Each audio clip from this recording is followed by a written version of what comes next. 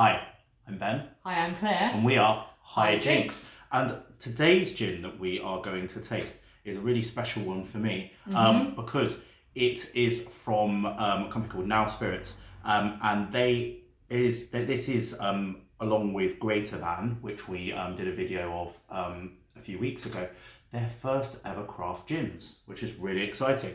It's a bit weird that they've never done one, because when you think about tonic, you think it's like Indian tonic, and of course it is where... It was the birthplace of gin and tonic, wasn't it? Yeah, pretty much. I mean, the Dutch will claim the gin for the Geneva, but pretty much in terms of putting tonic water with it. Exactly. Yeah. The Indians sort of laid the first stake at that. So it's weird that they don't have their own one. And I think one of the reasons for that in the past has been because there's a sort of quite a financial sort of driven aspect to like kind of Indian. I can speak as somebody who has heritage from that part of the world. It's quite a financial driven thing. So the idea of doing like a craft something on a small scale doesn't really appeal to like Indian business. So these guys, when these guys wanted to make these gins, they were like, well, we're basically going to have to do it ourselves because no one else is going to do it for us. So that's what they did. They came up with Greater Than, and this Hapusa Gin, which all of the botanicals in it are inspired by the Himalayas, and also inspired by what you would find in a classic Indian kitchen. So you've got turmeric, really trendy at the moment, huh? Health benefits. All of that. Yeah. Mangoes, juicy mangoes. Yep, totes. Limes, almonds, and maybe we'll find some other undiscovered treasures in And there. was it, do I remember rightly, that the name means juniper? That's right. It is the original Nepalese name, I believe. I think so. I should do some research on this. For juniper, so that's the inspiration. Which is a bit ironic because the Greater Than gin is the one that's meant to be more juniper forward. But yeah.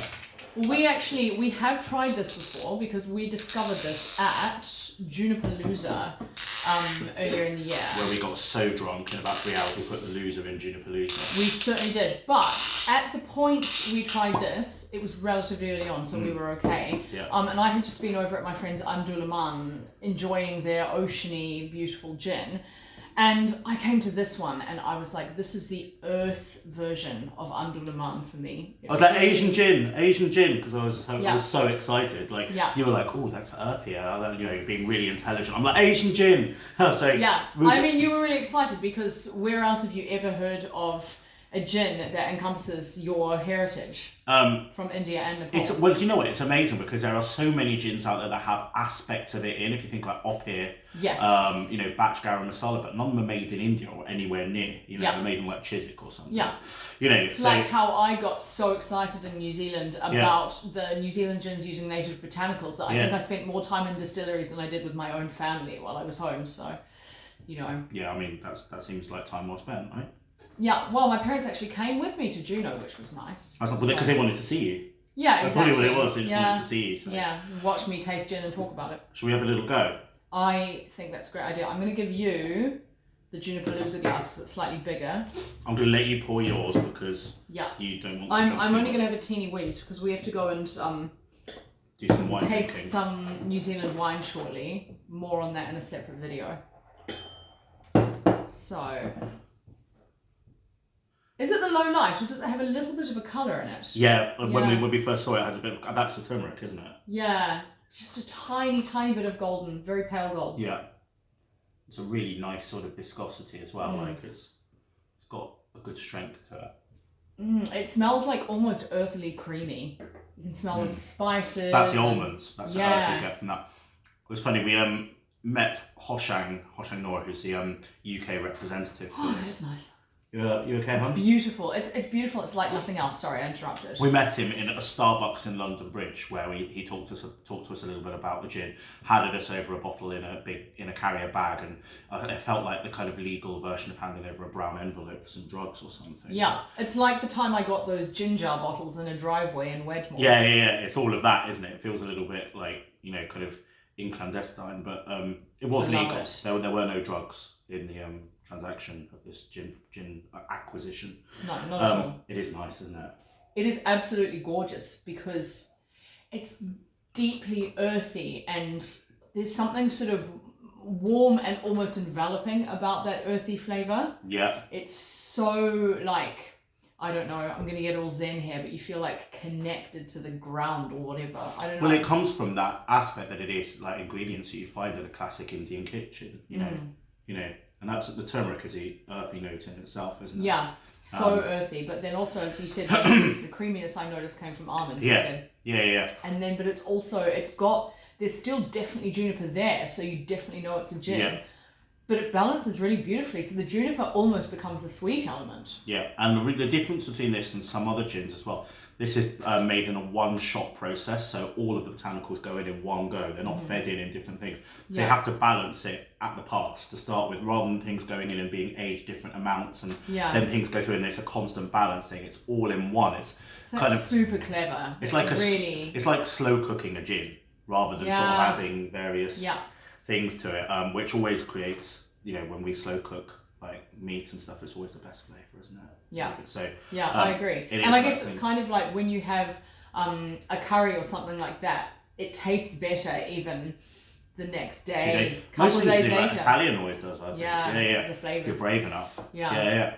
So this it's clearly made with that sort of feeling in mind of like a kind of family sort of feeling, and a marriage of lots of different flavours. And it's definitely, there's a little tingly heat sparkle on your tongue afterwards as well, which I'm guessing is from the turmeric. Yeah. It's like the lighter equivalent of something like chili. Mm-hmm. Well, it's more aromatic rather than spicy. Which means this probably would be beautiful garnished with chili if you like it spicy as well. Well, perhaps with a bit of tux. We can get to that. Shall we make a G&T? Yes, let's do that. So now we asked Hoshang when we met him what garnish he thought we should use, and he always just says mint, because to him like mint is like the best thing. I think it's an Indian thing. I think everyone likes mint in India, and it's quite cooling as well. I was going to say it's refreshing, isn't it? Refreshing, and so maybe he's slightly biased, but we've got two different options. We've got basil, and we've got some mint. So we're going to start with some mint, I think. Okay, let's start with the mint option. Some mint. Do you want to rip off your own mint just because it's fun? It's quite fun. And you can like get it in your hands and do the whole. Yeah. Save some deodorant. Pretend I'm a chef, something like that. Yeah, it's really good. I'm just going to pour what's left. Actually, I love tearing a leaf off a bush and just ripping it to bits and throwing it on the ground. That's not a euphemism, is it? No. That's actually genuinely not. That's actually a thing. I don't know why I like to do that. I just always loved it. If I go past, particularly if it's got like big waxy leaves, just get one off and rip little bits off it. Maybe I'm very frustrated in my life. Maybe that's a little way of me getting my feelings out. I don't know. Perhaps it's just like inner kleptomania. That's what it is. You're just like perhaps just like nicking stuff. I feel like I'm going to have to put a little bit more. You really get the colour just a tiny splash. when you make a proper sized ginger. Well, I'm not sure that's a proper sized ginger. That's probably a fatter size. Is that just gin? Yeah. Oh my gosh. You better be able to taste New Zealand wine later. You met me.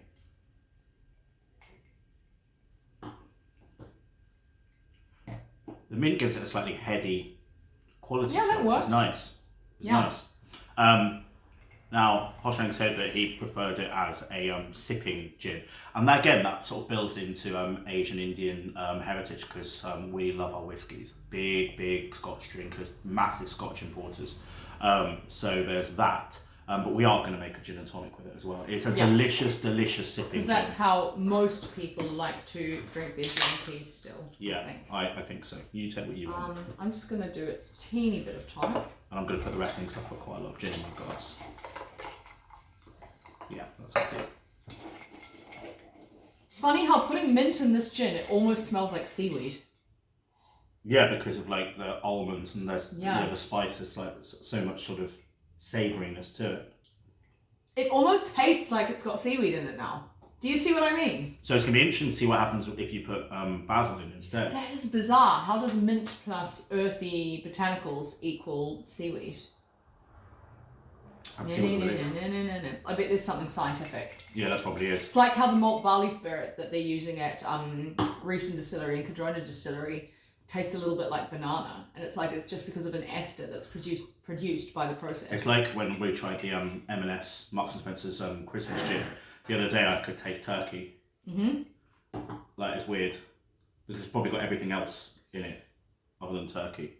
Probably no turkey in an M&S Christmas gin, but I could taste turkey. But it's an associative thing, isn't it? This is good. I do prefer it neat, I have to say. I prefer it neat as well, and I think it's because with the addition of the tonic, you lose the specific earthy. I liked the fact that when I tried it neat, I felt like I could identify the different botanicals, and they were sort of dancing around my palate. Now it's gotten a little bit diffuse. But some people like that. Some people would like it, yeah. And you still do get a sort of an element of spice on the tongue. You still do get quite actually the almond aspect of it becomes stronger, I think, with the addition of tonic water. I get more of the sort of nuttiness to it and less of the sort of aromatic aspect to it. So it just really depends what your palate. I would potentially have not very much tonic in it. I would make it quite a short drink. Yeah. And then it might work quite well. Do you want to try it with basil really quickly? Yes. Okay. I've got a couple of extra glasses. Glasses. I mean, what is wrong with you? Why am I northern? We always have this conversation. It's so true, and it's really dark, but I enjoy it. No, I enjoy it as well. You know, bring something a little bit different. It's nice though, like, because you guys get to see us dressed up today. Because we were saying we're going off to do this wine thing later. So somebody said to me that because I turned up, I was wearing a tie, and like, why are you wearing a tie? I said, well, people who wear suits without ties, apparently there's only one demographic of people who wear suits without ties, and that apparently is homeless alcoholics. And I was like, well, currently I still have a roof over my head, but I can't vouch for the other bit. I can't vouch for the other bit. Not one of those. Yeah, exactly. But the other one's a bit borderline. So this is just to let everybody know that I'm not an alcoholic. Yeah. No, I like it. It's a very nice tie, actually. Thanks. And also, it's kind of the colour that I see when I drink Hapusa. Yeah. There's an element. Earthy, bronzy, sparkly. Yeah. Beautiful. Yeah, good. Right, so I guess we're basiling. Let's basil me up. I'm going to end up with all of this leftover basil again. I'm going to have to drink. It's going to be awful. You're going to be okay? I don't think so. I'm going to have to break out the old bakery, I reckon. Yeah. Bit of basil. But go buy myself a grapefruit. Oh, you knock yourself out. You tell all the fun. Oh, that basil smells so good. I love basil. Basil's just great when you make a salad, like a Greek salad, and you put some basil leaves in as well as spinach. It's like bingo. You know when you used to play those do you ever have those chocolate games where they were all different, like almond fondants, and one of them was chili, and you had to avoid eating the chili one because it was really hot? No, but it was bingo. So it's the same thing when you make a It's like Bean Boozled, that game where you eat the beans and one of them tastes disgusting and one tastes nice. That's it. But it's like you don't know until you put it in. But the same when you make I once had to eat one that tasted like it was minion fart. Oh, I've heard about this. It was really bad. But it's the same thing when you make a Greek salad and then you just put some basil leaves into the spinach and you don't know whether it's going to be spinach or basil because they look quite similar. So that's quite fun. Yeah. But it's a nicer prize either way because you don't get the horrible chili hit or the minions fart. Yeah. You just either get like a less delicious Have you put some? I have put a little bit of gin in there, so I'm going to try a little bit neat.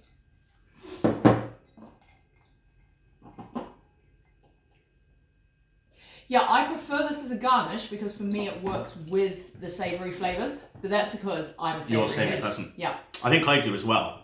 I think it more matches This one's dead, isn't it? Yeah, we'll go again. It marries up better, as you say. Yeah. Although I am surprised how good the mint is. And I suspect that if I were in a really hot climate, as opposed to, southwest London, West London in the middle of October, I suspect that I'd probably really enjoy the mint. Absolutely, if you're making it up long. I suspect I'd enjoy the mint. But yeah, this is quite warming and it's quite, but with the basil, it's God, it's amazing savoury. how different of a G&T that is in that one. Really different. This, honestly, how you garnish something can make such a different drink. Yeah. And it can make two very, very nice but very different drinks. So when you get a bottle of gin, you're not just getting that gin, you're getting all of the possibilities of the different ways you could serve it. So it's play like saying, around with it. Have it's like fun. saying, you know, I'm going to buy a Stilton, and Stilton only works in this scenario. You know, you buy Yeah. cheese and it's completely different melted to how Yeah. it is, you know, cold, and Yeah. you know, all the different things, and some work really well in a sauce, and some, you know, it's And you can go more savoury with them, or more some sweet work with some them. work really well in chunks, some work well crumbed, you know, Yeah. blah blah blah. So you have to know. Well, you don't have to know, but you have to experiment enough with it. Try it in loads of different ways, and you might just be really surprised. Just go out there, be wacky with your flavour combinations, and just think, you know, I once put shaved dark chocolate in a gin because I was convinced it was absolutely the right thing to do. It was a black tomato gin. I put the black tomato and I put a basil leaf and some shaved chocolate in, and it was amazing. But no one would, people would have certified me for like doing that, you know. Yeah, the only way to find out is to try. Yeah, that's it. So keep trying, keep drinking, keep drinking. I'm just losing my tie. And enjoy it, because it is so much fun. And when you get a gin that has as much character as this bad boy, there's a lot to try, really. Yeah. There's a lot of different ways of doing And it. Hoshang also suggested keeping it in the freezer, right? Yes, Serving it chilled but neat. you get a slightly more silky sort of quality to it when you do it like that. You know, it gets a sort of extra layer of viscosity. Bus or rubbish truck or whatever it is. It's a rubbish truck. Yeah, because obviously alcohol won't freeze in a freezer. It freezes a lot lower temperature, but you get that sort of silky quality to it. Yeah. Again, it depends what climate you're in. Yeah. I reckon. So yeah, just have a play, try it every single way, and what you'll do is you'll find yourself drinking a lot more gin because you're trying it several different ways, and that can't be a bad thing. Okay, we're off. Perfect. Cheers. Cheers, everyone.